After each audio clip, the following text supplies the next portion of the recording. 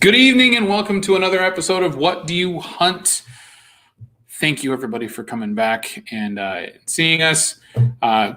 Looking at a very exciting show tonight.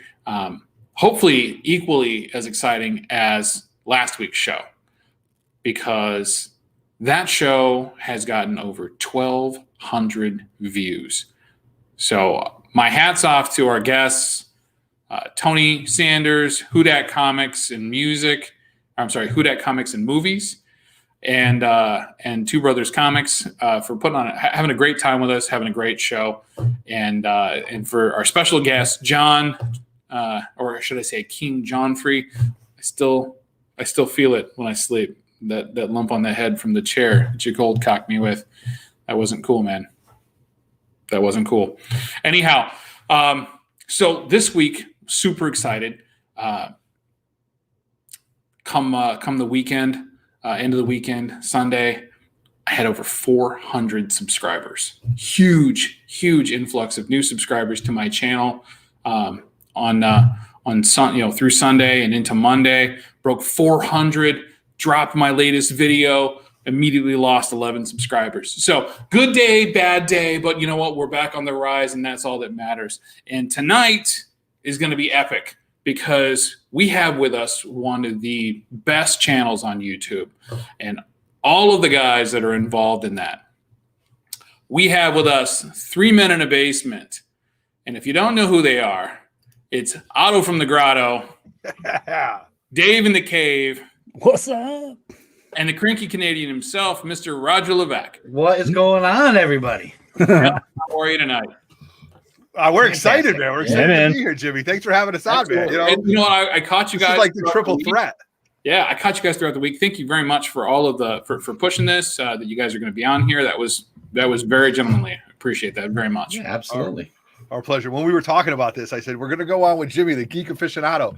And then I was like, I can't even say that word. I mean, just being on here is you know what I mean? Like these fancy words. And we're like just three dudes hanging out in a basement, right? Now fancy words? Are you kidding me? I screwed up Roger's last name like 10 minutes ago. Yeah, well, you know, that's just tricky in French, you know?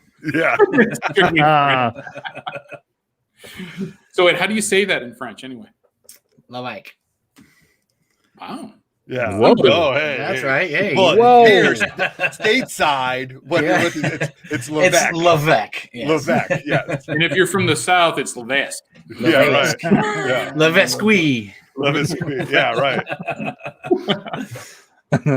Oh man. So how's your guys' week been so far? I mean, it's early, you know. How's the snow? Because I know it sucks. Yeah. Dave's been getting it more in Jersey, right, Dave? You're getting hammered in Jersey? Yeah, I'm over it. I'm ready. Bye. Yeah, you're over it, right? I'm so This morning it was the ice. I busted my ass on my sidewalk, and I am in a lot of pain right now. Did you really fall? Oh, man. Right down to my knee, twisted my back, all my muscles around my knee, up my leg. Raj, do you have a Ring doorbell so we could watch it? No. Yeah, right. No. That would have been funny, though. I would have shared it, too. You know me. Yeah, right.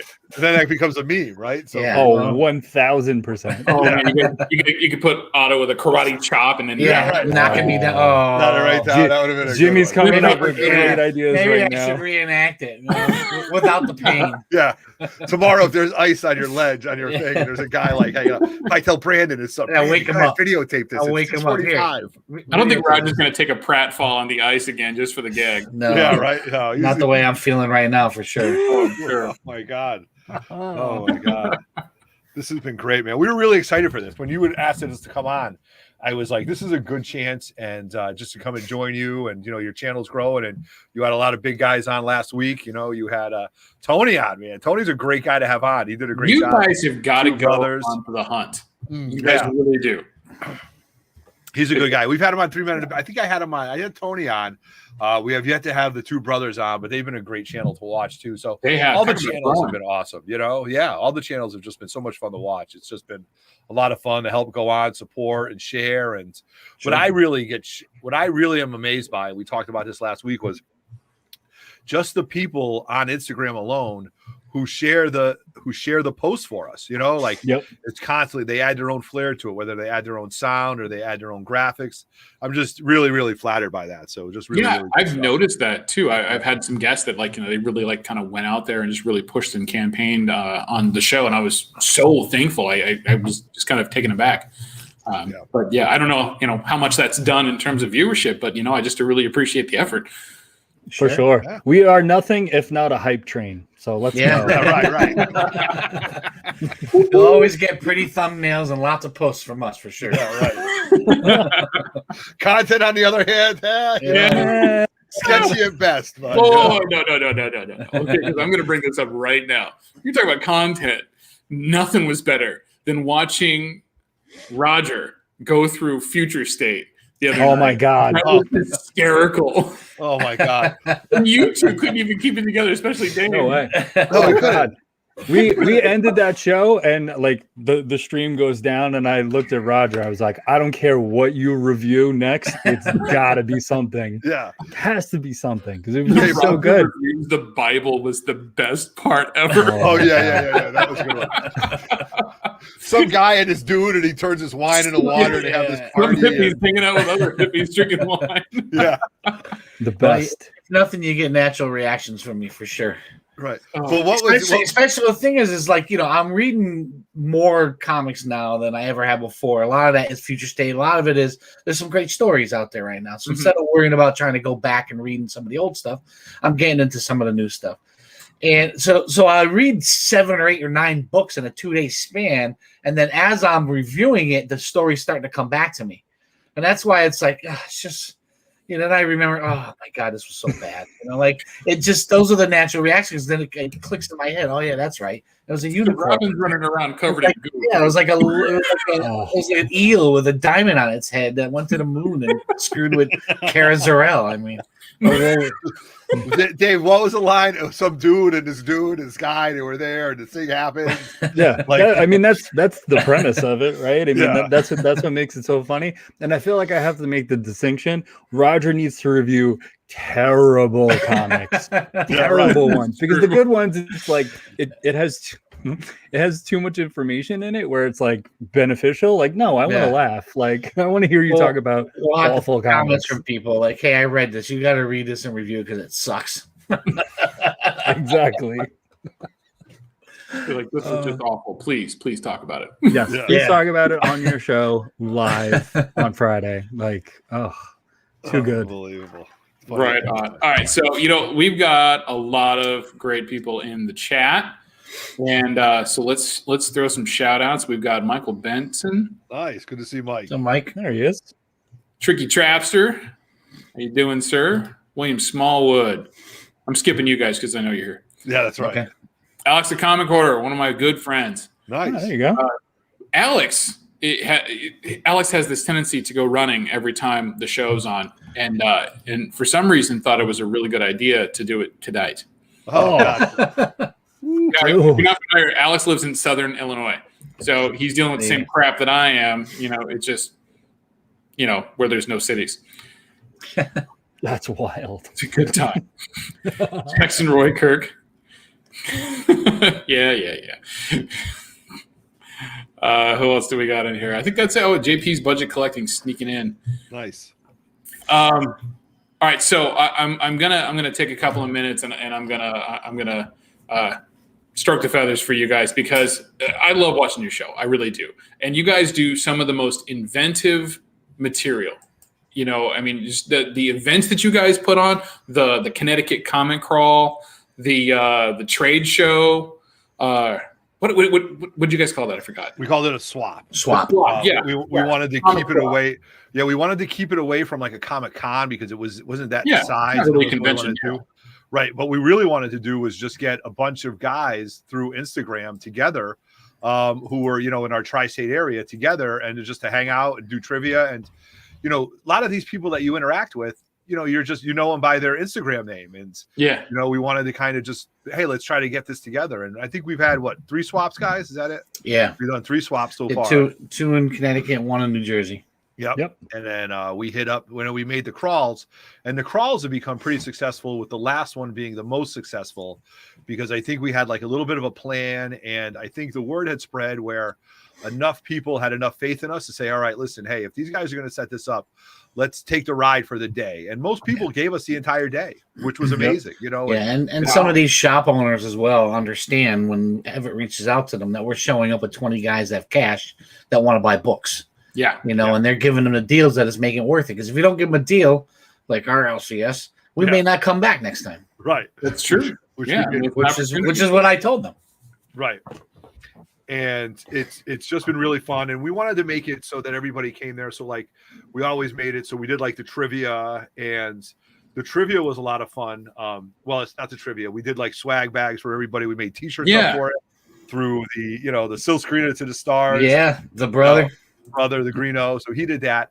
But what we really wanted to do was, and one of my things, and I ran this by Roger, and I said, let's do it so everybody shows up at the first spot, but you have to go to all 3 spots to win a raffle. And it was a 9.8 variant that we were giving away. And I didn't tell people about the second and third stop. I mean, you could probably figure it out without coming to the first stop, because I wanted to try to give all the LCS owners enough of the business, you know, and that was important. So it was kind of like a scavenger hunt as far as like, okay, we're at the first stop, let's go. And we planned it where Connecticut, you started at the furthest most stop and made your way back towards the central part of Connecticut. So, and that's like a 30-mile radius, right? About 50 miles at best. You know what I mean? Like it was not big at all, but it worked out. And it turns out that a young man, I'm probably 10 or 12 years old, he came with his dad, and he ended up winning the slab. That's awesome. Yeah. And if you watch the video, the father, I called the son's name out, and the dad's like, he looks and he's like, "Are you kidding me?" And we're like, "Yeah." And he was actually in the car. And then, you know, this young man's first, maybe, I don't know, experience or however many shows he's been to, but he's definitely, you know, in the comic book world. But here he is getting a 9.8 variant, you know, for showing up. So it was one of those things. I kind of looked at him, and I kind of looked at him and I said, in 30 years, buddy, you're going to be hating my guts for this, because this is your first slab, you know, like the first one. Oh, free, yeah. You know? Yeah. And in order to be eligible to win the slab, you had to go to all 3 stops. Yeah. So we had our little business cards that I handed out at the first stop, and I was like, you know, the Polar Express. I had the little hole puncher, and I was punching holes in it to know that you made the stops, you know. And then we collected. You should have been serving hot chocolate too. Yeah, we had one of those business cards, and I would punch our faces up. Let me get this on Dave here. I like that guy. That is cool. I like that guy. I like that guy. Yeah. Yeah, show the backside, and then our Linktree website is there. Very cool. So, you know, each stop, one of our faces would get punched out by the hole punch. And then they wrote their names on it. We threw it in a bucket, and that's all they had to do was go to all 3 stops. It was that's definitely a way to market it. Like, hey, you get to punch out our face. Yeah. Really. It was very convenient that Roger's face was the last to get punched. So. Right. I may have missed my face on a couple of them. It just didn't feel right. Right on. Well, we got a little bit of YouTube royalty up here in the chat tonight. How you doing, Chad? It is a very linear panel. That's right. Yeah, you like that. We like that. You guys would totally be linear if Roger also had a shaved or bald head. Shaved or bald head, yeah. Yeah, but you know what the worst thing is? Unfortunately, Look at this. A flowing, full head of hair. Oh, man. Nobody can tell because you're always got a hat on. That's what I say to him all the time, Jimmy. That's what I say to him. I go, look at you. We're going to the best hair in the business. I am follically challenged up here, but I am not follically challenged right here. Yeah, he's got a man crush from Guy Forge. Yeah, I get that all the time. I'll go out to like a nice dinner or a wedding or something. They're like, "Oh my god, you have hair?" Yeah. Like people assume I wear a hat because I'm coming. I swear, I thought you were gonna say you go to a nice dinner or a wedding. You're like, why do you still have the hat on? Oh no, no. People are surprised that I have hair. They think I'm covering up a bald head. Yeah. I think Chad was ahead of you on that one. There you go. Yeah, right. Yeah. So yeah, those are the things that we try to kind of do on a channel to kind of keep everybody like just kind of wanting to do Mike, things. Connecticut Comics? And, Connecticut Comics is in the house. There we go. Mike did a great thing. He did a great video. He had his own cameraman there. Like the dude brought his own like film crew with him to this. Oh yeah. You know, That's He's like, shooting, he's shooting 4K. We're like, whoa, bro. yeah, well, I'm shooting on an iPad with a light on my head. Everett actually set up we ended off the day with an early dinner at like a pub style restaurant, which is right next door to our LCS. And he went there the day before and asked the guy, and he set up our studio, and we did a live show from the restaurant. Oh, It's man. like, we got this little camera, and here's Mike with his freaking 4G cameraman taking, climbing up on the table, taking shots, making us look bad. which isn't hard to do about that. No, it's really, not. right. It's not. So I have to ask, did you invite the owner of the LCS over who you didn't visit that day? No, we did visit him, Oh, you Yep. did? Okay. just not the next time. Yeah, no. Roger went in the next day, and that would I have went been the next crazy day, and win I for gave him. him a hard time because he didn't give me any deals. He has a lot of books, so nobody was upset because they're like, I got some great books. He just didn't really give me a good deal. Yeah. Right. Yeah, when you're looking through the softbound book for pricing, and that's just a start. Well, the guys don't want to haggle. Just give them a No. good price right off. Give him a good price. And, Right. I see that we got Streetside Anthony in the house. I know. Anthony, Emerald Knight. The minute to pop that up, I'm Yeah, gonna get royalty. in yeah. that. I just shared the link on a couple of our private chats about 4 minutes ago, so the guys Nice. know that we're live. So Right on. Yeah. Chris, no, welcome. Emerald Knight's in the house. Chris, what's up? Yeah. Emerald Knight, he has one of the other stores up there that Everett's gone to before, right? You got somebody No, No, he's just a friend from Instagram. Yeah. He Right was on. in the New York area. He's been to one of our crawls. Actually, Very cool. the day we visited Streetside Anthony, he went with us. Yeah. That was a good One time. of these days, I'm just gonna have to fly out there for one of the crawls and just You hang should, out. man. telling you, you would It's have a a good time. blast.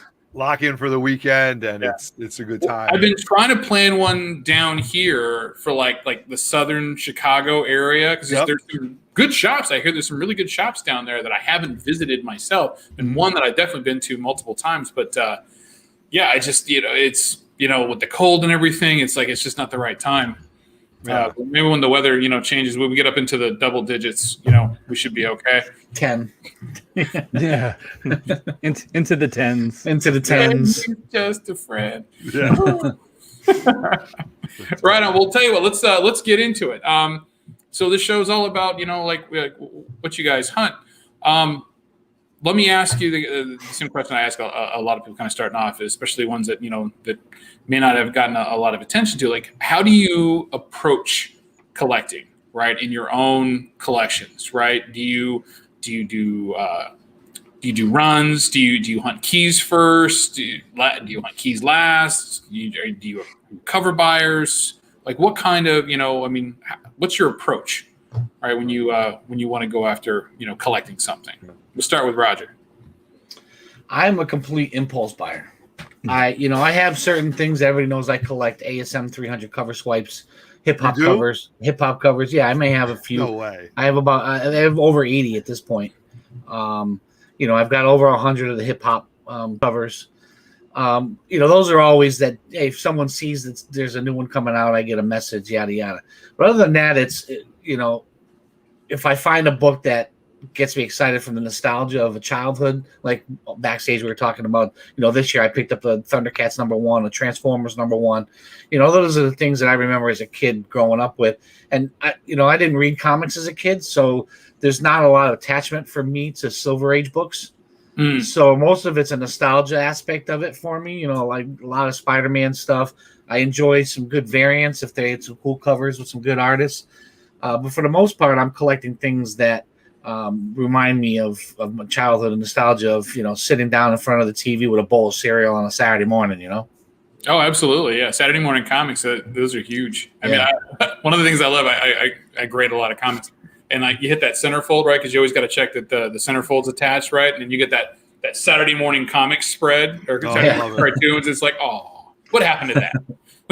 My kids have no idea what Saturday morning cartoons is like. No, not at all. I got a couple of questions in the chat here. Michael Benson, yes, that is a 9.9 back there. Thank you for noticing. Wait, so you have a second 9.9, or is that the Catwoman? That's the Catwoman way back there. That's the Catwoman. And then Emerald Knight, yes, I did get the Frankie's exclusive right before we went live. Thank you for asking. You should have seen how happy he was. Yeah, I had a little cheer, It was like 30 seconds before we went live. He's like, Dave, I got it. Like literally, he said that, and then like, right as I kicked him out. It's the little things, you know. Very cool. All right, Dave, how about you? How do you approach collecting? Yeah, I mean, I'm a big Spidey guy. I'm actually in the midst of going after the full run. I mean, everything, variants, high ratio variants, 30-cent variants, 35-cent variants. I'm trying to complete the whole run. Everything Everything that's been published. And Jimmy, I want to interject because when Dave and I got to know each other, I'm like, all right, Dave, what do you go? You like, do you want 1 to 200? Do you want 1 to 300? Do you want to be? No, he looks at me deadpan and goes, everything. I want it all. And I go, what? He goes, everything. And I go, okay, good luck with that. Yeah, that's great. Yeah, I mean, here I am. I am at last glance, I am 14 or 15 books away from having all of the cover A's. And it's like, I mean, it's all the older stuff. I went, obviously 1 through 14. No, I'm missing. I mean, 1 through 3, of course, just because they're the big ticket items. Actually, no, 1 through 4. I have 5, 8, 9, 10, 11, 12, 13, 14. So I'm missing there's 3 or 4 big keys that I need. But I have the majority of everything else. But now, as you get into present day, then you have to go after the high ratio variants, like this thing right here, the 1 in 100, 1 in 200, 1 in 500, 1 in 1000, and it just gets really expensive really quick, and it also gets really fucking frustrating because in a lot of different instances, it's the only book that you're missing in a run. So again, I'm all things Spidey. I like playing in the modern variant game. I tend to flip those really quick just to really buy something that I need or that I want. But I kind of stay in my lane with Spidey. I read everything, but if I'm collecting, it's only Spidey. So It's crazy. It's nuts. So it's just Spidey. That's it. Yeah, Spidey. That's it. Spidey guy. Well, there's everybody's got their way of doing things. I totally dig that. Yeah. All right, Otto. Well, it's been a little twisted. It's been a little twisted, because it's probably as I say, as being the elder statesman. I was the geek who was going to cons in the early 80s. With the old VFW halls and digging through long boxes and stuff. And my mother was very fortunate. My mother was an immigrant from Germany. And she wasn't a pack rat or anything, but she saved what she thought was important to me as far as my nostalgia. So, I had my early X-Men when I was a kid, and I would go to the cons and they'd have X-Men 94 or giant size X-Men #1 on the walls, where I was buying X-Men 151, 152, buying those, buying G.I. Joes right off the rack. That was part of my childhood. I remember those days. That's how I started. Right. The Avengers, the Avengers around 220. Matt, Otto, what do you collect? Yes. Yes. It's nuts though. I've gone completely off the rails, and these guys have known that. Yeah, but, he's out of his mind. Right. Yeah. But what I think, and I did some digging in some of my long boxes, so I brought some books that I wanted to show. So I think when I look at the keys that I go after and the big keys, I'm a numbers guy, right? I like certain numbers for whatever reason. So, I mean, if I could have everything in a 9.8, why not, right? I mean, that's as great as having a toilet made of gold, but that's not going to happen. You know what I mean? So it's still going to be cold when you sit on it. Right, exactly. So you kind of get what you like. When it comes to certain keys, for big keys, I like the number 5. I think 5 for a big key isn't, it's not a 1.5, although I'd love a 1.5, ASM or sure. I'm talking like Silver Age and such. But Silver Age keys, I like the number 5. As you get more into the bronzes, I like the 7.5s and the 8.5s. I do like them coverless too. That's been my new thing. I think both options there are great. Yeah, I mean, I don't know. So it really kind of all started. Unless we're topless, then there you go. Good. Shut down YouTube. Yeah, good clarification there, Raj. I like that. It started when I bought this book off a friend. I wasn't actively collecting. I was just getting back into it. And a friend of mine had a huge collection that he was selling. And I ended up buying this off him. And it was a great price. And it's, this Avengers book right here, right? I didn't even know you own that. Yeah, right? Well, you know somebody. So I had this, and it came back a 5. And I'm like, okay, for what I paid for it, a 5 is a great grade. And, it's a Silver Age key. It's, page quality could be That's a clean looking 5, dude. It is, but you know what happened? Look at Cap's shoulder. I looked at it today. You see how there's like that pinch on it? Yeah. That Oh really yeah, killed that's it. terrible. You know what I mean? It looks Tad like bit somebody- better than your I'll give you Dave. $10 for it. Yeah, right. So that book comes down the pipe, and I'm like, just all right, a that's tad pretty bit good. better than your silk, Dave. Yeah, right. Yeah, right. Oh, And then Wow. I was like, all right, that's a great grade for this. And I'm like, all right, so let me see what else and what other price points are around. And then I ended up picking up this, not expecting this to come back a 5, but there's a great comic shop in New Jersey called Zap Comics. I've heard And that. yeah, Sucks. Zap is a phenomenal store. Especially around New Year's, right? Yeah. Do a huge like sale. So I bought this. We used to go to Vegas every year for like 10 years, me and all the guys. One year we didn't go, and I was saving up all this money, and I said, this book popped up right around like December, and I said, well, I'm not going to Zap. If I'm not going to Vegas, I'm going to buy this book. And Zap had this book raw, and they are very good at grading, Dave. Wouldn't you say? They're usually on point, about a half a point to a point with their books. Zap, yeah, they're usually pretty good about their books. Yeah. So I bought this, and then I came in and I was like, oh my God, this book looks trimmed.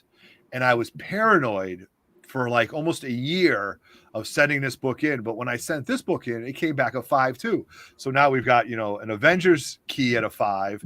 And then we ended up getting this FF key at a 5, right? Bro, what? So Otto just unzips and starts slapping everybody. so I was like, all right, so now we've got 2 big, keys. Oh, They're we're a both team. number 4s. They're both rated 5. So I was like, all right, that's pretty good. Does that work into your it's your linear fundamentals? Yes, of course it Yeah. does. That's totally. I'm going to do.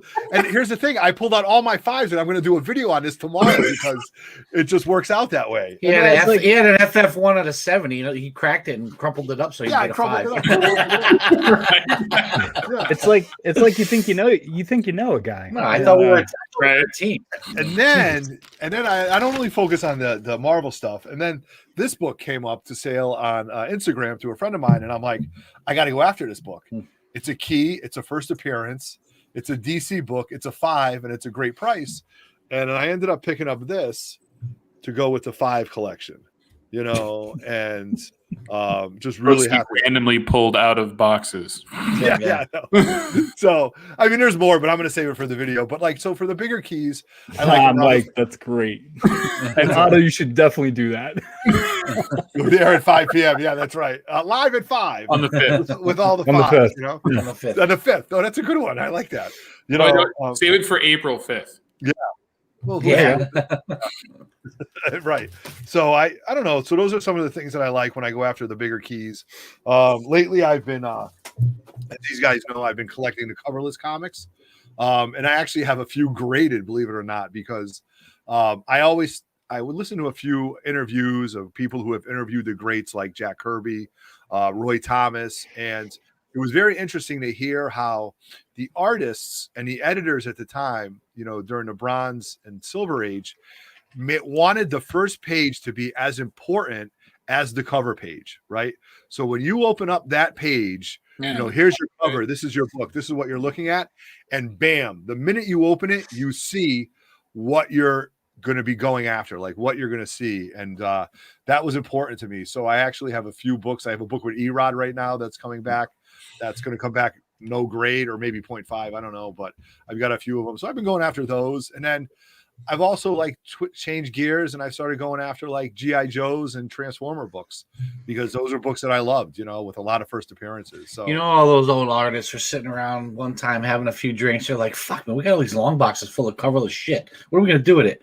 Next time you're interviewed, tell people that's the most important page. yeah, right. And then guys like me, I go hook, line, and sinker. Yeah, ever ate it up. Yeah, no, I don't. I totally did. I was mesmerized by it, and I started looking at it. I'm like, oh, this makes sense. Maddie Ford.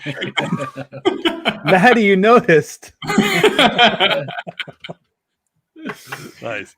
So that's kind of like where some of my collecting has gone into, and it's been Very fun. cool. It's been a great ride, Yeah, I agree. I mean, I agree with Otto. I think the coverless game is a fun one to get into, and it's just like there's covers out there that they're not terrible, but it's just like, here you go, Hawkman 4, First Atana. Like, Correct. she should be on the goddamn cover. and Right. she's on the first splash page, and Yes. it's gorgeous. It's a great splash page too. Yeah. That should definitely be one of the ones you go after, Otto.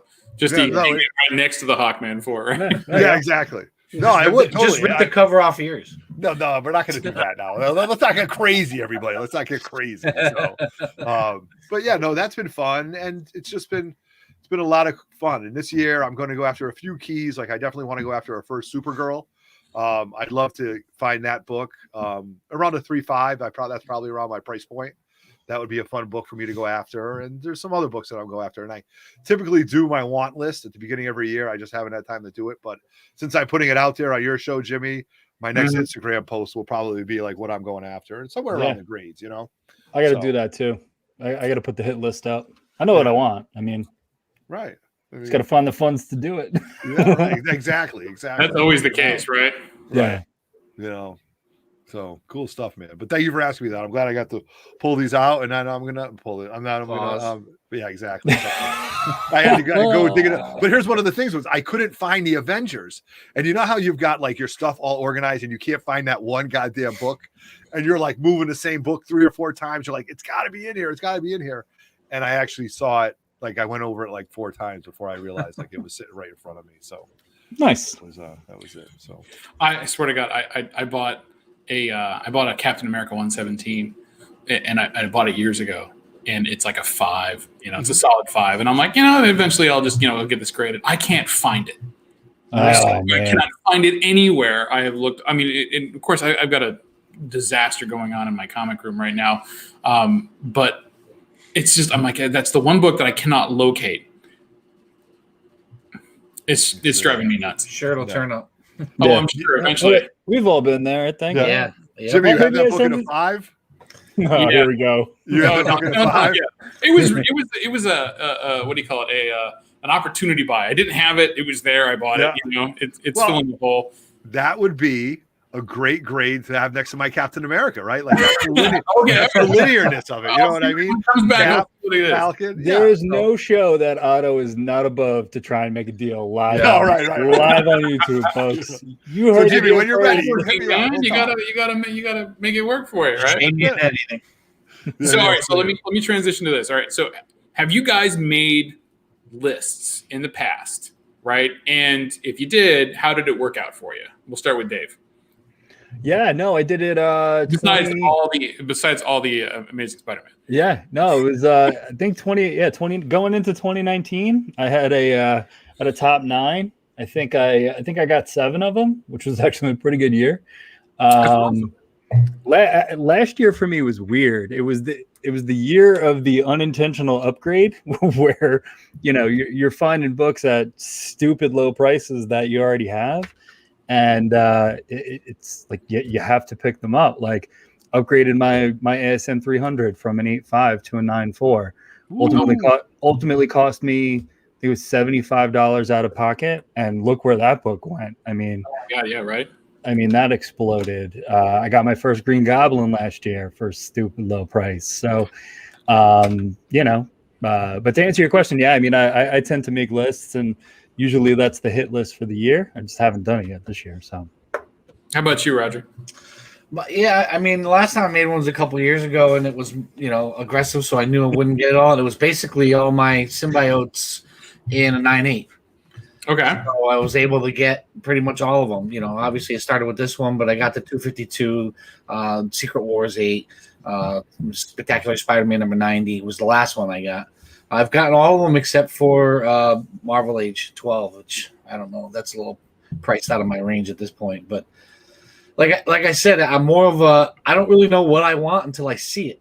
So other than knowing that I want the cover swipes and knowing that I like the hip hop variants, the 9.8s of all the black suits, picking up the chromium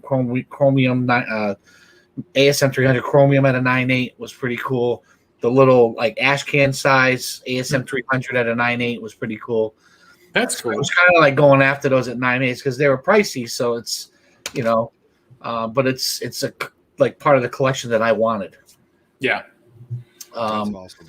But the last list I made was, okay, I want all these books at a 9.8, and I've gotten all of them except for the Marvel Age 12. And so why? I mean, has that book It's harder to find, and it's really expensive. Now it's the one that has the character design. Yeah, the inside has a character design. The front covers has a bunch of different characters, but inside is the design concept of the black suit. Correct. Yeah, it's like it was a Secret Wars cover, right? Yeah, like the first, like a Secret Wars 1 cover. It had kind of like feel to it. Yeah. So I will definitely get it. Maybe a couple auctions and a couple good crawls where I find some. The beauty of a crawl is, we have an eye for, you're with people that have a great eye for stuff. So you pick up stuff that you don't necessarily like so that you can sell it to get the stuff you do like. That's true. That is very true. I have a couple of boxes full of that. There you go. Stuff that's not staying with me, at least not for long. That's right. Otto. Nice. I got a lot of lists. And is one that of the OCD or just you have? Well, you know what? I think like it's fun to collect things that were very important to you. Like one of the things, one of our former members, Shortbox Bernie, Pat Howe, him and I started this years ago where we wanted to have all the Legion of Doom villains. All their first appearances, minus Lex Luthor, because I'd have to take a second mortgage out to get sell that a book. kidney. Yeah, exactly. And you don't want my kidneys, man. So that's kind of one thing that we were going after. And I only need 2 or 3 more books. I think I need Scarecrow, Luthor, and then there was another book I wanted. What I recently did just complete, which I'm pretty proud of, was except for the Chameleon, but I don't consider the Chameleon a true Spidey rogue like everybody else is because I can't afford ASM 1 right now. But I was able to right now, but it's a lifetime goal, right? Yeah, it's a lifetime goal, right. It's a lifetime. A couple weeks, a couple weeks. No. I'd have to sell a lot to get it, which isn't. It's a lot of car wash. I'll tell you that much. It is. It's a lot of bartending, and I don't have that right now anymore with my part-time job. So, but I do have the last 2 books of what I feel is my Spidey Rogues completed at CGC right now. I just picked up the first appearance of Scorpion and the Lizard. So when I picked up early book, yeah. So I picked that up, and when I picked up the Lizard, though, I was showing it off, and one of our friends on Instagram, Errol Molnar, who is he's a Canadian who lives in Australia. He reached out to me all the way from Australia, and he's like, Otto, I have a first Scorpion for you. And I'll sell it to you for X amount of dollars because I know you need it. And it was a great price. I sent it to him. I sent him the money. And again, this is the trustworthy world that we live in through Instagram and this community. And, 20 days later, I got this package from Australia, and it was the first Scorpion. So now that's off the CGC. So that's a list that I had been working on. It's a reprint. He just doesn't know it yet. No, it's not a reprint. We've had everybody look at it. It's a gold record. Yeah, right. Exactly. It's got the $3.99 barcode on the front of it. Yeah, right. You guys are really, ball breakers. I'm trying to celebrate something, and they're like, "No, it's fake." Why is this cover so white?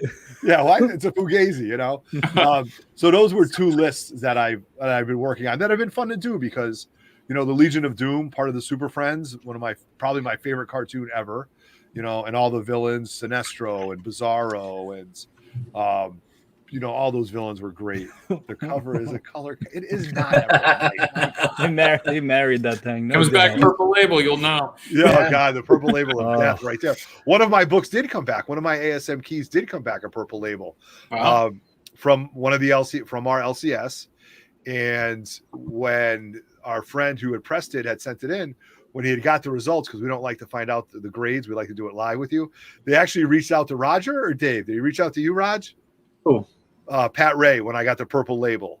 Yeah. He reached out and he's like, I don't know what to say to everyone. How should I approach this? I'm like, just tell him, man. There's nothing you can do about it. Yeah. Rip the Band-Aid off. I had the same thing happen to me recently. I did some books for Discovery Bay, and it was one of those things like you should have noticed it. You just should have noticed it, right? Like you go back and you look at the pictures, you're like, I should have seen that. Like, why didn't I see his that? Silver Surfer? And it was the Silver Surfer 4 with the color touch on it. I'm like, how did I miss that?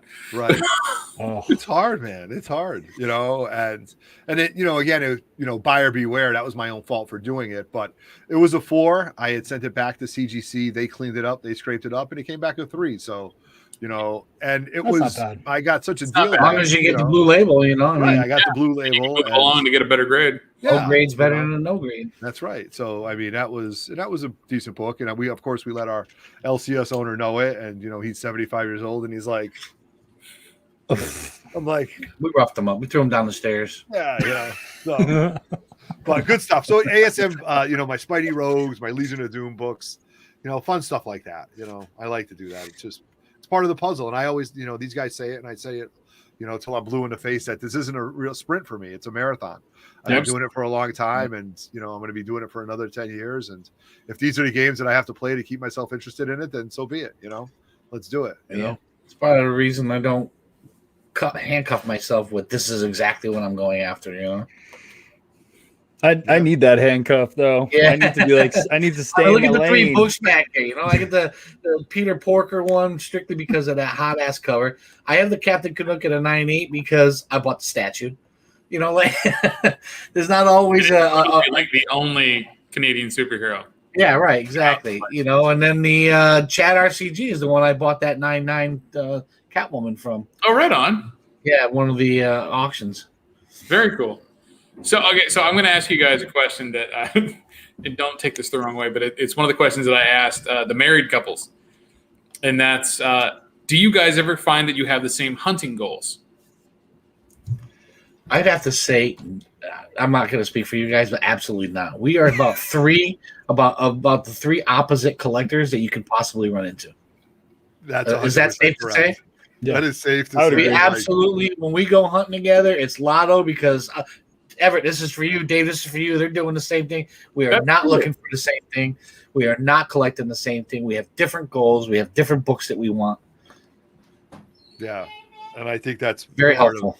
No, it is very helpful, Yeah. and I think that's part of what makes it interesting. Because if we were all going after the same thing, you'd get one conversation. It'd be like the Borg. You know, we're just saying one thing to each other. Well, you know, I mean, like everything the same, but like, you know, like you guys find that you have like the same book, you know, on your list, you know, for the year. Like, I got to get me a Doctor Doom number, you know, a Fantastic Four number 5. No, I swear, I don't think so. no, Yeah, no. I mean, Well, it'd probably be more Otto and Dave, you know, going after the same Spider-Man book, but Yeah, well, right. Well, that would be about it. But like Dave's high ratio stuff, I mean, like there's a few Spider variants that I really, really like. Like I like the Ditko cover. Yep. You know, I like some of the J. Scott Campbell stuff. But you know, when those variants come out, they're all, you know, I just refer to Dave, or when he's ASM. If I find an ASM cover swipe, I'll pull it up and Roger have it, you know, and just kind of get it to him. So, you know, it's when we hunt everybody together, has- it's quite you know, it's helpful because we really are such complete opposites. Three of us are opposites, Oh my I guess. God. I don't know how opposites go with three people. Like, I never even Yeah. seen I those. don't even this know what is. that is. I don't even know what that is. You know, So 692. ASM 692. It's the first cameo appearance of Alpha. You know, that's super, super important character in that ASM run. But there's 6 covers. So there's cover A through cover F. And then there's a 1 in 50. But they did like decade variants. So this one is I forget which one this is. I think this is like the 90s, and this is like the 70s. There's a red Gwen one that's like $50. So it's just fun. And then I don't even know where Dave finds this stuff. these two guys freaking look at me. They're like, "Do you have this?" And I'm like, "Well, what is it?" And they're like, "I don't know." I'm just asking. You have it, you know. But then again, like I look at me, how excited I was buying that swipe before we came live, and these guys didn't even know what was going on. You know, what book are you talking about? Like, you didn't even know. You know, like I think that's you know, that's what makes our show work the way it does. We're such complete opposites when it comes to the way we collect, yet we all enjoy it as much. You know. Yeah, but I mean, it's good in the sense of like when we do a swap or a crawl, because we know what each of us is looking for. So instead of you know, only us going through a shop, we essentially have 2 free pairs of eyes to look through look through those shops with. Where, hey, I know Otto's collecting, you know, XYZ. I know Roger's going after, you know, ABC. So it's just another set of eyes. You'll even hear it. Everett, you need this? No, okay. Yeah. Dave, you need this? You know, we'll scream across the shop or the basement or wherever the hell we're digging. right. The basement. The basement. That place is great. And Otto and his miner's like, Oh my god, it's so So it embarrassing. looks like Cover It's like- Price Top 10 is over. We got Discovery Bay Comics showing up. Hey, Oh, nice. There we go. There's The a voice question that you- on our field from Michael Benson. It says, if there's a beautiful copy of a Silver Age key, slab 3.5, blue label, but it says the cover is detached, is it worth trying to start cleaning or not worth playing with fire? Don't Oh, touch mess it. with it. Oh, The fact that it's Not right now with at it. 3.5 and the cover's detached, Yeah. Right. it's not going to get any higher. It No. really isn't. And you risk that. You risk the problem of more something else happening to it. Dude, yeah, because you of- can split the cover in half, and then now Yeah. it's a 1-0. Yeah.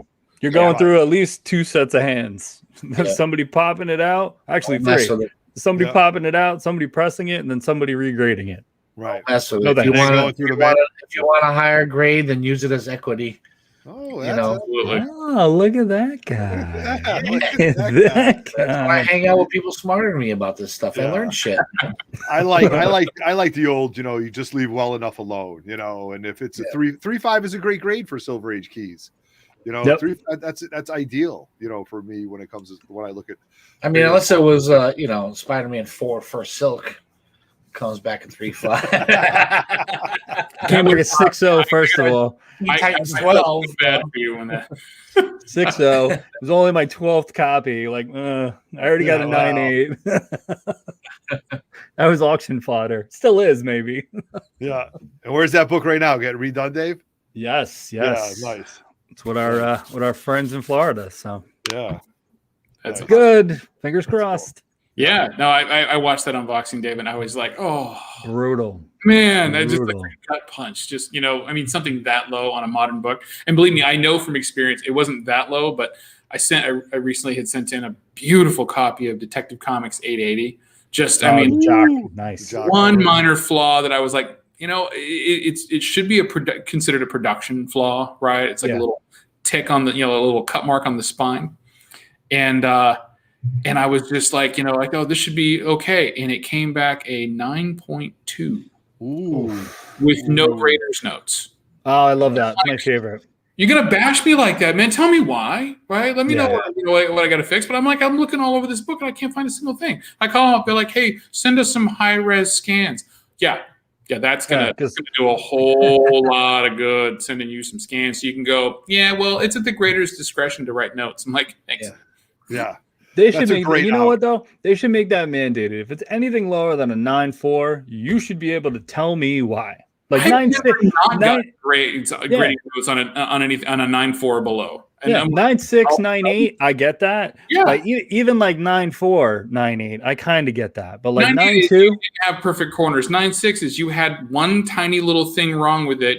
Good luck finding it. It's okay. You just get over it. But yeah, a 9.4 and below, it's like that's multiple defects. Yep. Right? There's something else going on here. Right. So it's just yeah. I want to look at those pressable defects. right. Yeah. Look at that. I want to You find like that plug, guys? You like that plug? Yeah. a tear. Speaking of multiple defects, we just got Jay jumping in here. Is this the butcher? Yeah. Yeah. Justice for Tank. There he is. Is he pressing? Appreciate that. No, he's working tonight, so he just popped in probably on his break or something. Very cool. That's funny. Yeah, I wish you guys should have seen like when that video ended for me, the amount of pieces that I shattered that case in, because I literally went stop. I picked the book up and I just went wham right on the floor. I was You were so keeping it pissed off. together so well. Oh God, Like, I didn't like, keep it together I after the know. video ended. I know the rising anger. I mean, I know that it's like a cartoon with the whistle coming out the ears. Oh, I was steam pissed. blows. Because I'm methodical with the stuff that I sent in, and like to see there like a big subscription crease right down the middle of it, I'm like, what the is going on right now? Like, there's no way that I missed that. There's no way. And a 6.0 on a modern book because Oh of my a God. sub crease. Come on, dude. Like, Yeah. Sub grease. I mean, it's it's like, not oh, guys, this is the 6.0 I was talking about. Like,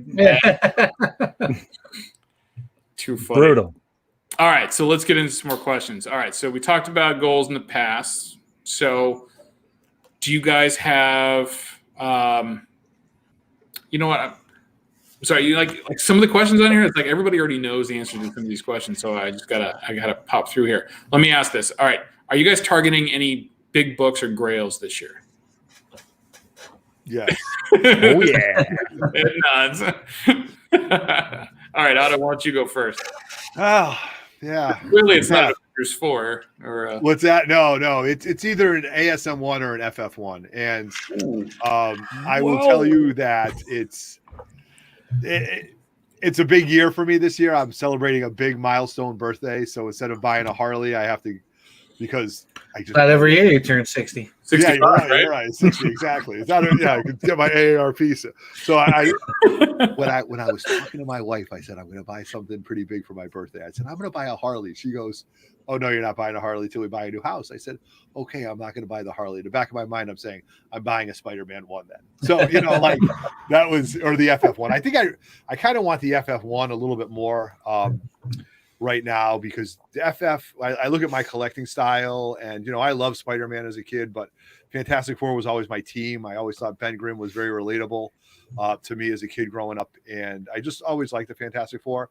I mean, again, for my price point where I am right now, I'm 2.0 at best, maybe 2.5 if I had to sell a few more things, but this is all going to be funded by me flipping books right now because unfortunately because of COVID, I lost my part-time job as a bartender for 20 years. And, my current job pays for my family's living, and that's what it is. So I've been very fortunate through the years of collecting to build up on a lot of my equity. So it's going to take me a while to move some of the stuff, but I do have the equity in it, and I'm going to hold on. And hopefully by June, we'll see a video with me with Otto celebrating his 50th and holding one of those books, So that's definitely on the list, I did the same thing recently. I started a campaign on my YouTube channel of the $200 Grail, right? And I'm going after an FF 5 this year, but I'm starting with $200. That's like no more than that putting into it. Start with $200. I'm buying books. I'm covering my CGC costs with that initial $200. Yep. Whatever I get from that, and start flipping through that. That's what I build from. But it has to include every last cent that you spend right in the process. So you can't cheat and go, oh yeah, I bought $200 worth of books, and then it's another $100 to CGC for grading, and Right. So so I'm being very very particular and meticulous with it, and I'm tracking everything. So I'm hoping that by the end of the year I can actually afford one if the prices don't just keep moving past my sales. Right. Well, it's part of the hunt, right? It's part of the hunt. It's part of the thrill of it. It's part of the aspect of going after things, and it's just the marathon of it. It's absolutely. And I think some of the so what I have to do, to be honest with you, is I have to take all the slabs and I got to take everything, and I've got to just prioritize it. What's only if he leaves the keys with me. In that case, you could hide the Harley at my house too. Yeah, really. I tried that when I was a kid. My mother realized that Ninja next to my house was the park next to her, and our next door neighbor's yard was mine. So that I already tried that when I was 17. So I've already tried that. Okay, that didn't. So she beats you home one day, right? Yeah, exactly. And I'm 4 streets down, and I pull up next to her, and she looks at me, and I go, "Shit, I'm busted." I'm kind of. I'm like dumbfounded that you had a Ninja. No, I did. I swear to God, I did. Dude, he was so stereotypical of the guy who you think is driving a Ninja too. Oh yeah, totally. If you look at the pictures of him back then, what you pictured somebody looking like when they drove a Ninja, that did you have a mullet? You can tell. I'm a product of the 80s. Yeah, I'm a product of the 80s. Oh man, he didn't wear tank tops. He had the string tops. Yeah, exactly. The neons, right? Yeah. I love that bike though. It was a motorcycle painter, and Harley, right? That was his lifeblood, was Harley, and I'm like, I think I'm going to go get a Yamaha. Yeah. Daggers. Like I just stepped on his soul. Yeah. But it's cool, man. Yeah, that's cool. Yeah, everybody's got one. Right? That's funny. Well, I have his bike now, so there you go. Nice. There you go. Oh, too funny. All right, so we heard from Otto. Dave, talk to us about your grails. Oh, my grail. What am I after this year? An ASM 4 in a 4.0. First Appearance of Sandman. Nice. I want that book so bad. Just deep reds, the yellow title. It's got the 4 boxes right next to, like one right next to the other. I love that cover. And every time I come across one, it's just beat to shit. And I'm just like, I don't want to spend $250 on a crappy copy. I would rather just buy the 4.0 and be done with it. But yeah, that's the one I'm going after this year. I got a 2.5 last year. It was an opportunity buy, but it presents really well though, so it doesn't look Right. all tore up and everything. But yeah, I get that. Anything just the one? Yeah, that's enough. That's after the year that I've had in 2020 with what I bought. I'm like, I'm gonna pump the brakes a little this year. How about Roger? Yeah, my like we said, my collecting style is a lot different. So I actually have 3. By the end of the year, I want all 3 9/8, Transformer 1, Thundercats #1, and that Marvel Age 12. Ooh. Right on. So not super grails, but grails for you. Yeah. Right on. Complete my collection, No, I mean, no bullshit, right? That Thundercats in a 9.8 is just crazy, right? It's broke 1,000. Transformers is worth more. Yeah, no, true. But I mean, like, but we all knew that Transformers was, the big one for a long time, right? But Thundercats is growing. Thundercats in a 9.8 now is over $1,000. Get them now, because once that live action movie or some sort of show comes out, I think I want to say it's like an anime or something like that. Some like big anime movie that they're planning. I don't know. I haven't heard live action. I hope they do it live action. I'd love to see it. Be interesting to try to pull up. I'd watch it. Why not? It'd be very much like Avatar, I'd say. Yeah, I mean, I'm here for it. Let's do it. Yeah, let's do it. That's awesome. I love the Transformers is just blowing up so much that it's well, how about what's the one that popped late? I mean, obviously it's been popping, but I feel like it spiked like last week. It was G.I. Joe 1? G.I. right? Joe #1. Went through the roof. It's been on the rise, but the 21 has surpassed it significantly. Yeah. But you know what? The crazy thing about that is I think that nobody's really aware that there's actually a G.I. Joe Snake Eyes Storm Shadow movie coming out. Right. Like it's so that movie, because there's been no trailer for it yet. The whole thing, as far as I know, the whole thing has been completed. It's in post-production, but there's been like no real news about it.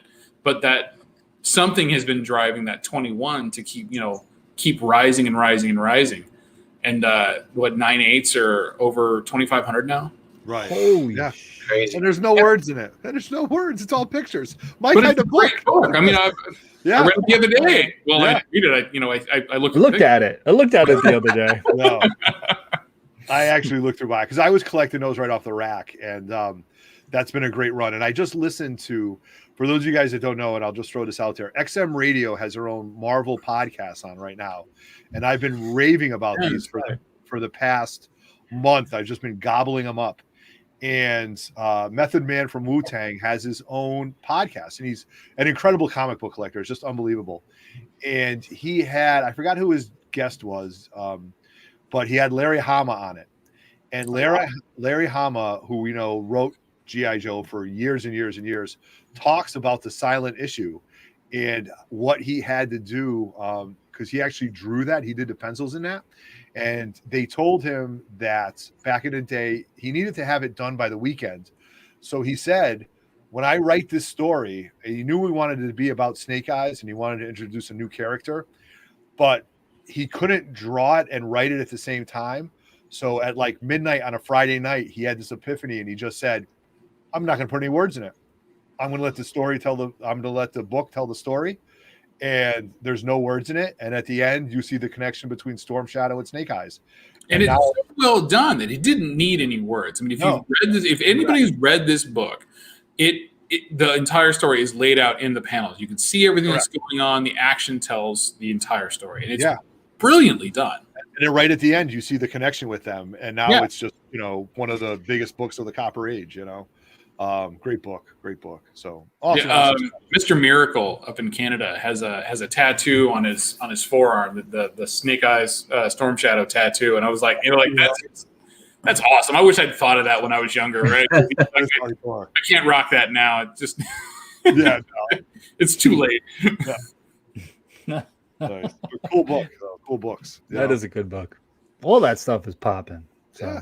No, it's So I want to switch back to something that we were kind of talking about earlier, and because this is something like I want people who are watching now and who rewatch, because most of the people watching now are probably either seen it or been involved in it. But how did the pandemic change the way you guys hunt for books? That's a good question. And let's start with Otto on that. Yeah. Hunting for books, I think it brought me to an area where I said, well, first of all, I lost my part-time job. So I lost, and I'll throw this out there, I lost $20,000 of income because of my That's huge. job.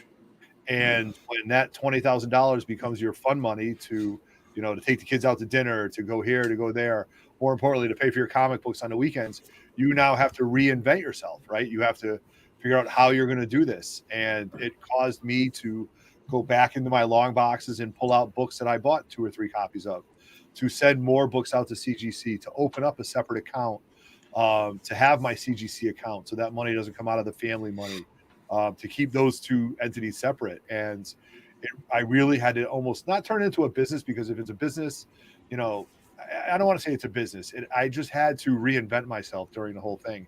And it also helped the channel grow. It also helped us as 3 Men in a Basement, reach out to more people, to reach out to the LCSs during the pandemic. And that's kind of where the crawls have thrived from.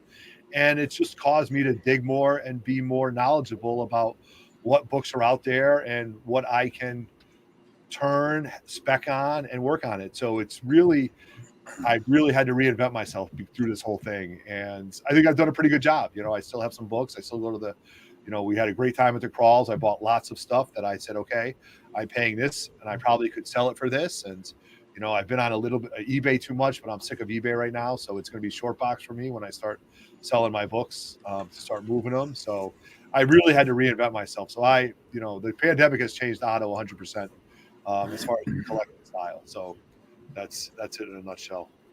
Dave? Yeah, I mean, I think I touched upon it a little bit earlier. I mean, I don't think it necessarily changed the way I collected. I think it was just an opportunity. Well, I should say an unintentional opportunity to upgrade a lot of books. So, I mean, I upgraded my first Atana, my 300, a couple 6.9. Right? Say again. 129. You're yeah, my 129 went from a 3.5 to a 6.0. Like I had so many books like almost fall in my lap that I feel like, Jimmy, like you say, it's an opportunity buy where you have to pull the trigger on it. And knowing that I have, the book that I owned almost as trade bait or as equity, it was a lot easier to do. So yeah, I mean, quick answer, I really don't think it changed a lot. I think it maybe kept me more laser focused to where I can stay in my Spidey lane, and kind of do my thing. But no, yeah, didn't really change it all that much. How about you, Roger? So I went almost completely virtual with my hunting. Like it. I didn't. I was lucky enough to not lose time at work. But LCS is really open. Where were we going to go? There's no cons to go to. There's no, these little shows that you could always go to, like in Jersey, and we have one in Connecticut the last Sunday of every month. There's nowhere to hunt. So what happened? The explosion of auctions on YouTube. Right. So I think there's 2 things that changed tremendously. Was me, like I go on auctions, and if it's not to be in the chat and busting stones with the people that you see in the auctions all the time, I'm finding the books that I'd be looking for in a while, and people are selling them at auction. I don't have to go anywhere. I'm sitting at home, and and on top of that is, we always talked about before the pandemic, it's let the hobby pay for itself. Yeah. Well, when all of a sudden there's auctions, you're like, you know what? I don't really want that book, but nobody else is bidding on it. So if I get it for this price, I can flip that and get the book that I do want, which became a whole new entity, because before the pandemic, I really never did that. We didn't have auctions on our channel. I didn't go on other people's auctions. It wasn't on YouTube as much, other than what we were doing with 3 Men in a Basement. So it's almost, my collecting went almost completely virtual. And I got to tell you, in like a year and a couple months, my collection grew by 25%. Damn. Yeah, I'm talking maybe even more, maybe even 35%. But some of that was stuff that I still have 3 short boxes of stuff that I'm planning on selling. Mm-hmm. On top of stuff that is in boxes getting ready to go out to CGC. Some are going to stay in the PC, some are going to be selling. But it's almost all virtual, other than the crawls that we've been having. I never bought anything online really, other than a couple things on eBay if I was looking for something specific at a specific grade. Other than that, it was little cons, it was big cons, it was terrific con, it was taking road trips with Everett and to New Jersey, and that's how we found books. Right, you're digging in those long boxes. Well, when the long boxes are closed because of a pandemic, auctions online was the next best thing, and I definitely got sucked right into it. Me too. I Me too. On auctions this last year. I mean, like I even still kind of click to them, like New York Warriors is on, or Chad's on, or Thorough, or any of them. I mean, and I for some reason always wind up missing the Lords of the Long Box auctions, right? And I'm like, the first time I saw them do the auction was consequently at the same time as my son's high school's championship, state championship game, right? Yes. So I'm like walking half a mile back to the truck and I'm watching the auction as I'm going, right? And I'm just and Darkside Jedi just throwing out mad Batman, just gold. I'm like, oh my God, I need to have money when this guy comes back again. Yes. And of course, I always miss it, right? Those golden age keys, man, were just unbelievable. I mean, you get to the point where I'm listening to auctions. Just if I hear something, okay, let me look at what they're talking about. Yeah. I'm not a fan of the dollar bid at all. I'm just throwing it out there. Let's go. Yeah. The dollar game that everybody plays. Drop the hammer. We call it dropping the hammer. Like when I'm in a bidding war and we're at $75 and I go 75 and you go 76. Come on, bro. You want the book or not? Yeah, right. That's how I upgraded my 129. I saw it. I was like, "What's Dave the grade?" knew he was going into this. Yeah. This was such what's the grade? He says it's probably like a 5.65. I was like 500. Let's go. Yeah, right. Let's go.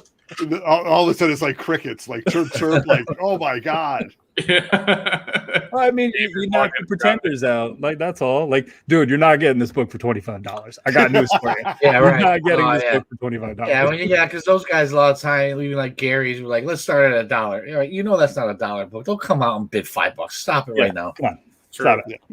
Yeah, like really, sit there and like I was watching something the other night. It was like the X-Men 266 and X-Men Annual 14, and it was like, we'll start the bidding at $5, and it was like 25. Somebody threw it. It was like, yeah, I mean, like, come on, like, let's cut to the chase here, right? Yeah, you know what those books are. Like, yeah, right. What those books are, and 9 times out of 10, you kind of know what they're going for. You honestly think you're going to get those 2 books for $16? Just go.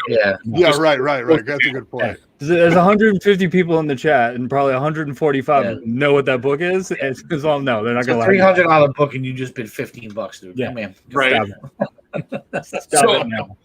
I wanted to talk about this because I saw the way a lot of comic shops changed the way that they did business, right? And I thought it was great that they were inventive in how they were approaching this in the last year. My LCS is definitely one of them. Jay's Comics. I mean, he went online and went on crazy on Instagram and made more money, shut down, not getting in new books in the 3 month in that. I want to say it was like over 2 month period we were shut down here.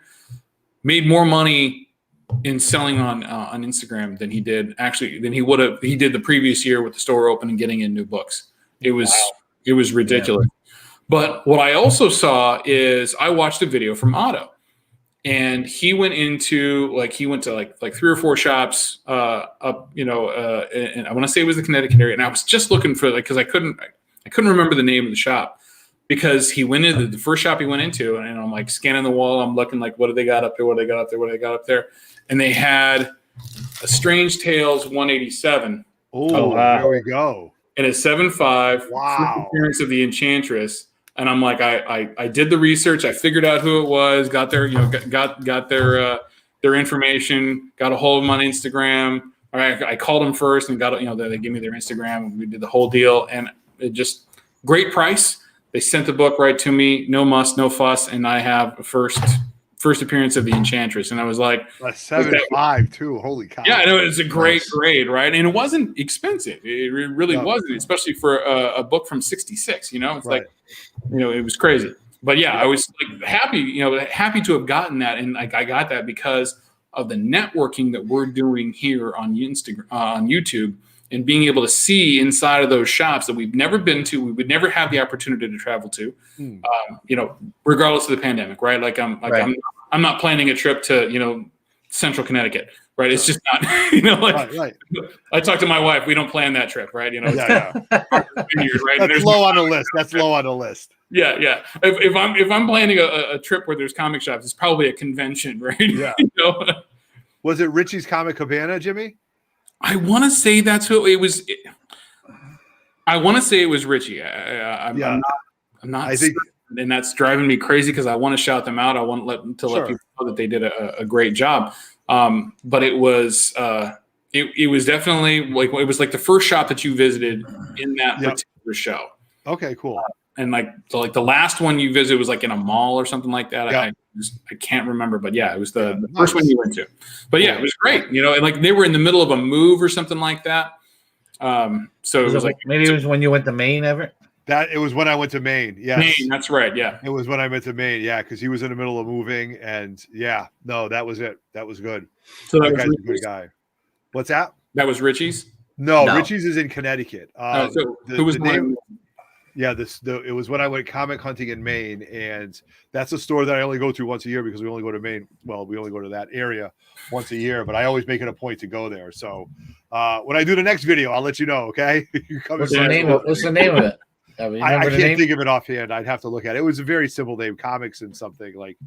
It was a very, very easy name to remember. You know what? Just for everybody, I'll go look it up and I'll figure out what it is and I'll put it into the description of this video so that everybody knows that they can go there. I'll give their Instagram because it was a great transaction, real smooth, real easy. So it was happy to do business with them. Cool, nice, awesome. So I'm gonna try to kind of tie this up. Now we talked about what grails are on our list, but did you guys make a list this year like these specific books? I mean, I know Roger, you were just talking about the Thundercats, the Transformers, and the I'm sorry, what was the third one? The Marvel Tales, Marvel Age 12. Marvel Age, for the Symbiote, yeah. But did you guys make a list of other stuff beyond the grails? I'm like this is what I'm looking for this year. These are the things I'm hunting after. I don't know. Yeah, I'm really going at that point. I wing it. Yeah, other than the stuff that I'm going to read, new stuff. It's just let's see what we can get for a good price and where we're hunting at that day or that store. Right on. Yeah. Well, we mix it up a little bit. I want to invite everybody in the chat. We've got 17 people in the chat. Ring in. What are you guys looking for this year? Let's hear from them and find out what they've got going on. And let's hit them up for a second. Yeah. And while we're doing that, Otto, the shop that you went to, it's comics, cards, and collectibles. Yes, comic cards and collectibles. Right. Thank you. Yeah. No, great shop. Very knowledgeable guy. That was a lot of fun. I got a couple big books. Every time I go there, I end up getting not a big book, but a decent. Where did you get that from, Dave? Where'd you pull that out? I mean, he watched my video, Roger. Yeah, I got two screens going. I just looked at it right over here. You just watched the whole video? It was in the description. Yeah, we're smart. We put stuff in there. Yeah, come on. Who says the $1 bid's the Jedi mind trick? Yeah, that's it. But Jimmy, I'll tell you what I'm going at. Like right now, I'm really going after the GI Joe books, and I'm buying them raw. To see where I can get with them. If I buy 3 or 4 copies of a book, and it's a $5 to $8 book, and if I have a couple copies and I think one is a high grade candidate, then that's the one I'll send off, versus depending what it's going for on eBay, Now, are you just hunting up the GI Joe keys or the whole? Well, no, I'd like to have the whole run. I'd like to have I have 1 to 50 that I bought as a kid off the rack. I have those.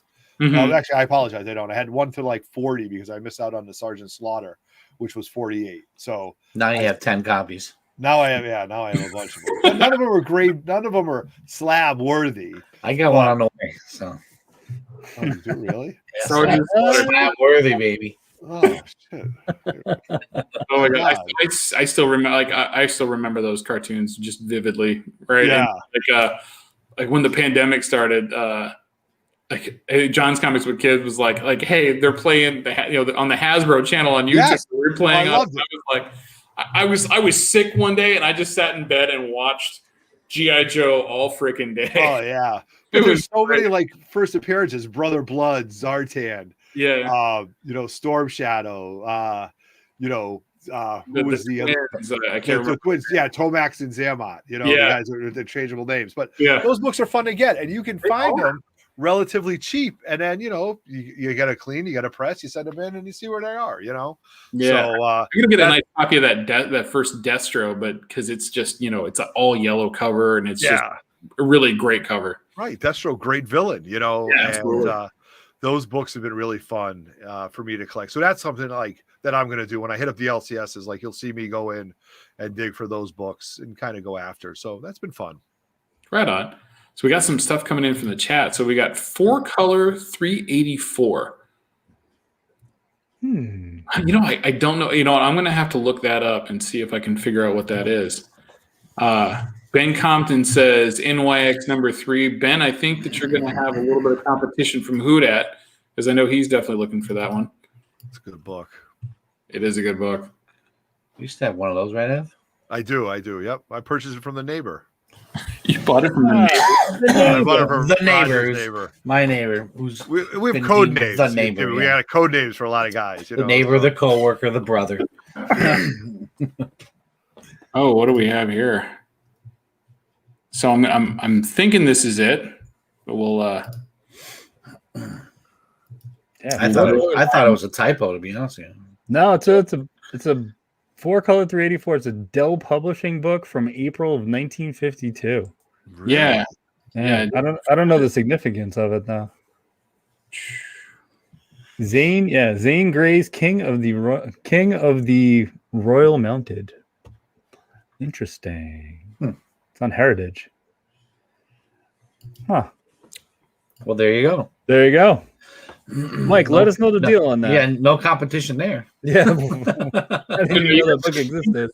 You guys got to see this book. Hang on, where is it? Here we go. I think that's it. Yeah, there it is. That's pretty cool. 1952. I know Zane Grey is a pretty well-respected author. So yeah, that's a pretty cool book. Right on. It's got to be a significance for him, anyways. Yeah, I mean, because that's part of what we got going on, right? It's we have that significance of our own that we're going for.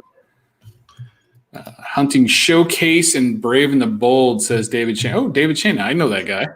He's one of my customers. Oh, nice. There you go. Michael Raphael, DC Showcase number 22, first Green Lantern. TMNT 1 and Silver Surfer 4. He's not coming up short on those. Those are big Yeah, books. really. Those There's are home runs right there. some pretty middle of the road books, right? Yeah, right. Yeah, Now he wants a Teenage Mutant Ninja Turtle number 1. right. When he was a kid, he's too busy coloring it. Yeah. Well, it was black and white. What did you expect? Yeah. He's got Turtles are green. Michael Benson been working on FF1 through 102 run and Great Batman run. 71 and ASM 14. Now, that ASM 14, I got at the right time because that book took off right after I got it. Oh, Mike correcting himself. Sorry, it's a typo. 386. 386. So now I know what that is. That is the first appearance. Well, it's Walt Disney's Uncle Scrooge. Oh, the first Scrooge book. Yeah. It's the first Uncle Scrooge.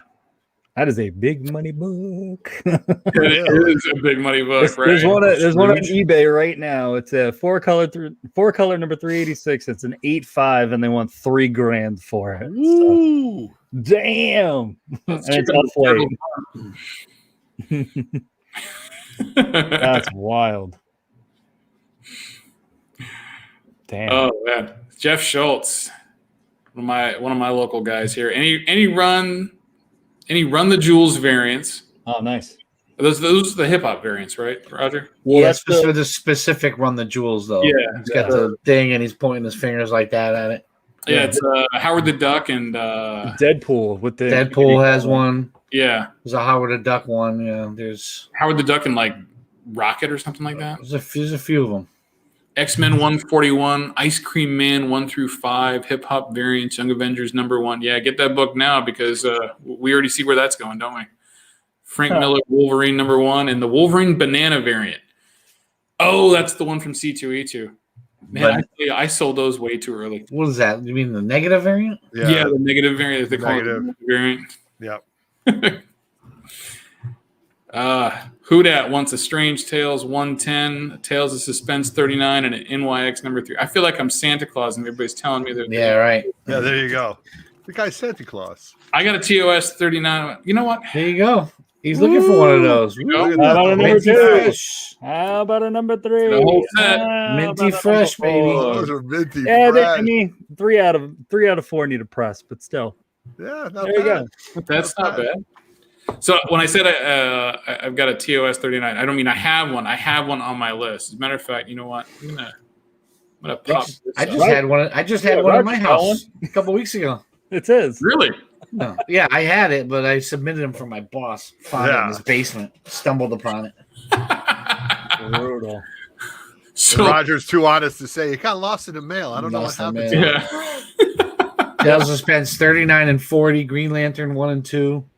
Oh, Just can you submit these for me? you're like, yeah, I guess. No. No, I it. can't. No. So it's actually kind of funny. I'm gonna show the last. So I did a list last year, and I went 21 for 25. So I was Nice. very happy with that. But I was like, okay, I was really close. So I need to kind of push it a little bit harder this year. So I expanded my list. I had 5 Golden Age books, 5 modern books, and 20 silver bronze books that I was really kind of going for. So I've got the last 10 here that I hadn't shown yet. And I wanted to, and I like that what Dave had called out earlier. Like he's like looking for, that the Spider-Man in a 4.0, right? And it's like that's a great grade for Silver Age books, right? Yep.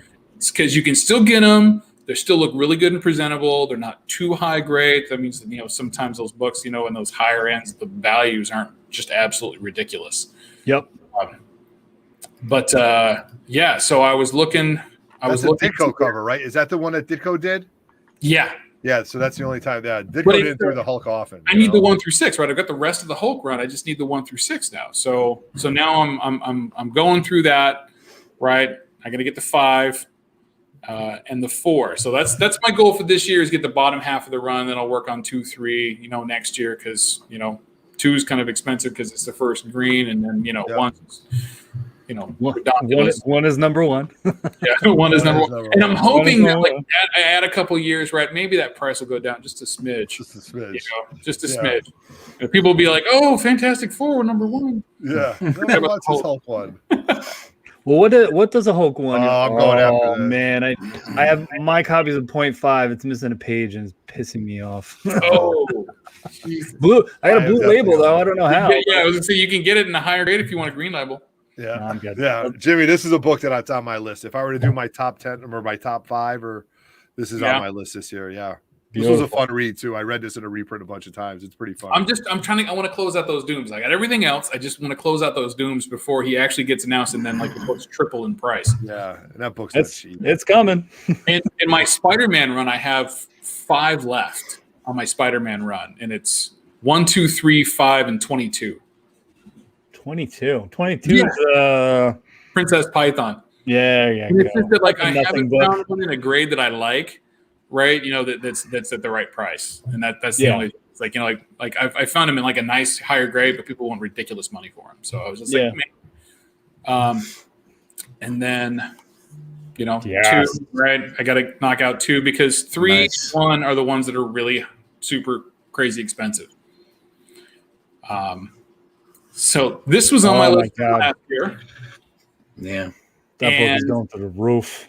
It is, but I actually have a line on one guy I buy a lot of stuff from. He's got like a handful of them out at CGC. He's just waiting for him to come back. But I told him, I said, I'll take the lowest grade one you have. Yeah. I still need. I have 2 of them. One is a 0.5 because it's missing a page. My other is a 4.5, and it is a Canadian variant, so it doesn't have the ads on the back of it. And, Really? Yeah. So it's a 4.5. I'm like, it fits within the run, but it's just like I'm not going to sell it because I don't have one to replace it. So it's staying right where it is right now. Nice. Good to see Justin in the house. Thank you for joining us, Justin. So Connecticut Comics, I think, is claiming on the Wolverine set. There you go. That's cool. No Good Comics is joining us. Thanks, buddy. All right, so we're getting back into some of the stuff that was on the list from last year. So there's that one. This is new for this year. Nice. And that was one of my boss's books that I submitted for him. Yeah. Just a crazy cover, right? With the giant marionette shooting at him. Yeah, came back a 1.8. Didn't even know they did that. A 1.8? Yeah, that's a good line. Yeah, the lower grades get kind of funky. Yeah, 1.8, you get used to doing. 1.5. Yeah. Yeah. I don't know. Yeah. There you go. There you go, Otto. Yeah, digging it. This is before she moved to the moon. Yeah, right. Jeez, you are throwing out ballers, Jimmy. Big boy book. So I've got so this one and the last one, right? Oh, I'm like, man. they've cooled off, right, to some degree. Yeah. Right, because it's just not, there's no Tony right out there. The Ant-Man, which has been great, has not been Hank Pym, right? So it hasn't gotten a whole lot in the first place, but they've cooled off a bit. And I actually happen to know somebody who has them, right? And we're just kind of working out, the price, right? When he's really ready to move them, I'll pick them up. So I just keep them on there, until I get them, just to kind of keep the, just to keep it in focus, to go, okay, you know what, I got to put money aside for that, for those books. But I did get a book from my list this year. Hey.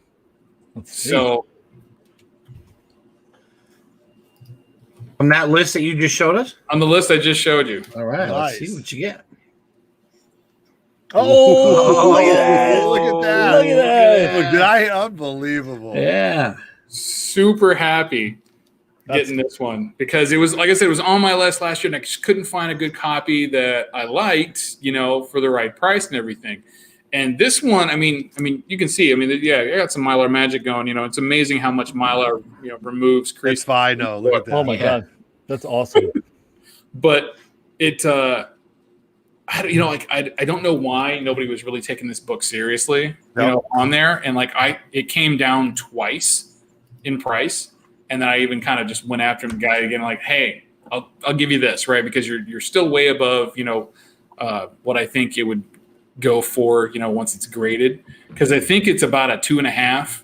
Right, graded. Ideal. Yeah, which is great. I got no problem with that. I'm thinking it could go up to a 3.5, but I'm figuring it's probably more of a 2.5. But I think what people were really not liking is that in the pictures on eBay, it looked like there was a hole at the top of the back cover.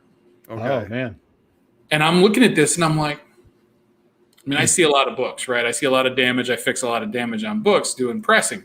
And I'm like, I don't think that's a tear, or I don't think that's a hole. I think it's flapped back and pressed up against the book, against the back cover. And sure enough, it showed up. And I'm like, boop, yep, it's whole.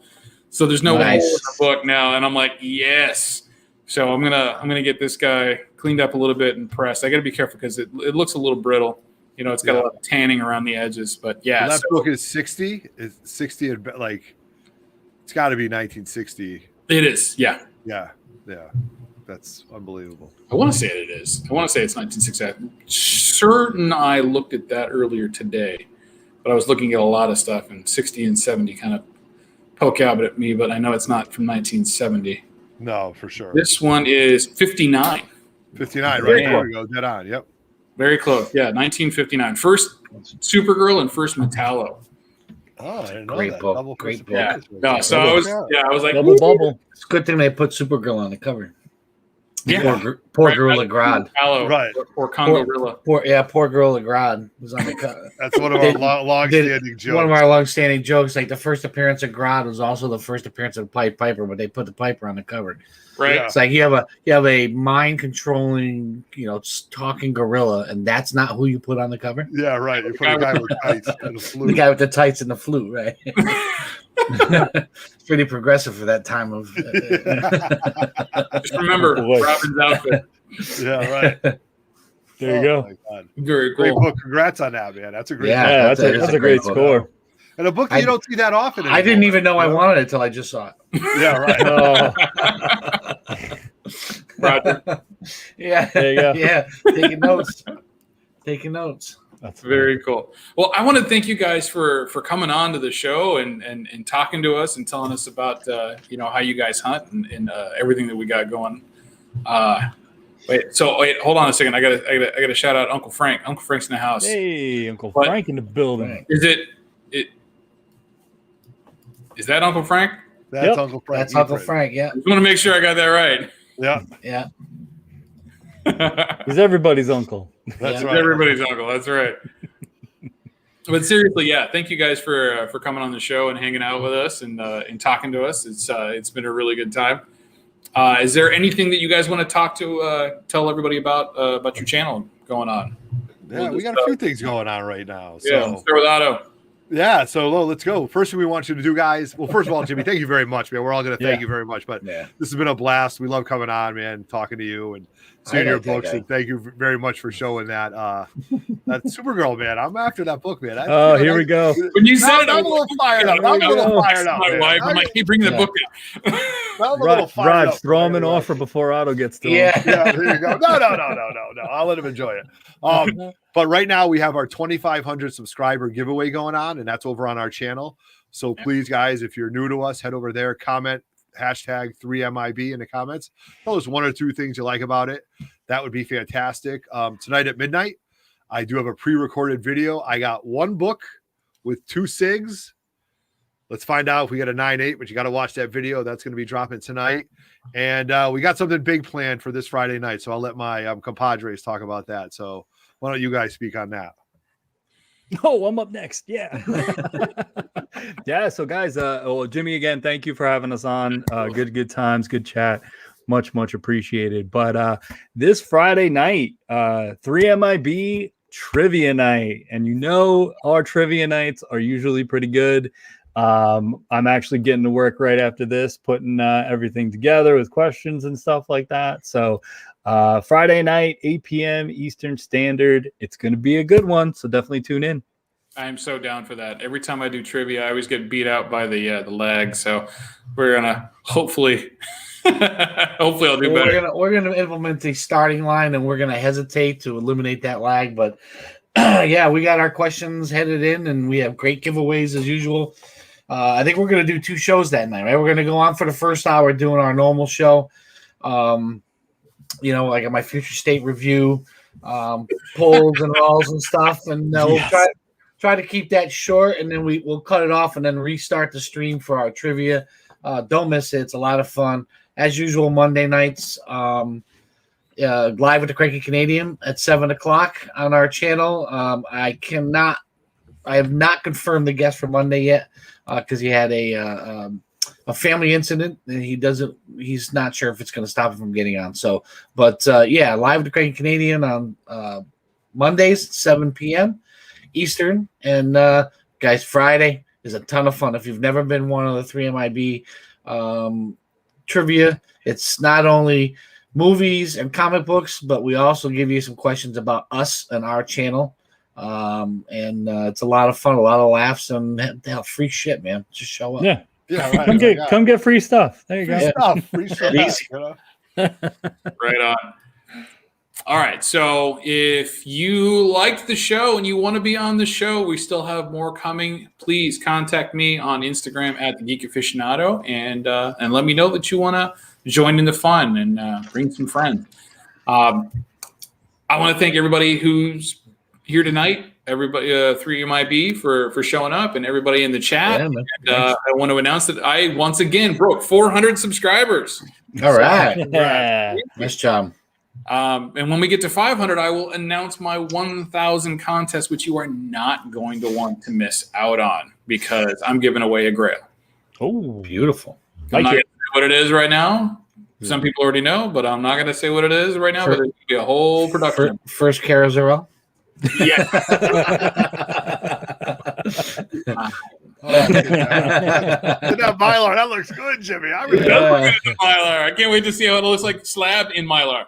Yeah. I love it. I love it. And speaking of slabs, if you haven't caught my new show on Mondays, it's Slab City, where we talk about investing in comic books, not speculating in comics, but investing in comic books, how to look at the data, how to read the market, how to find the right deals, and put your money into something that's going to work for you over time. That's all I've got. Thanks everybody for showing up and coming to hang out with us. And we'll see you on Saturday with the boy who had 7, JoJo Flicks and Comics, and Comic Head 84 from the Mega Power Hour. We'll talk to you then.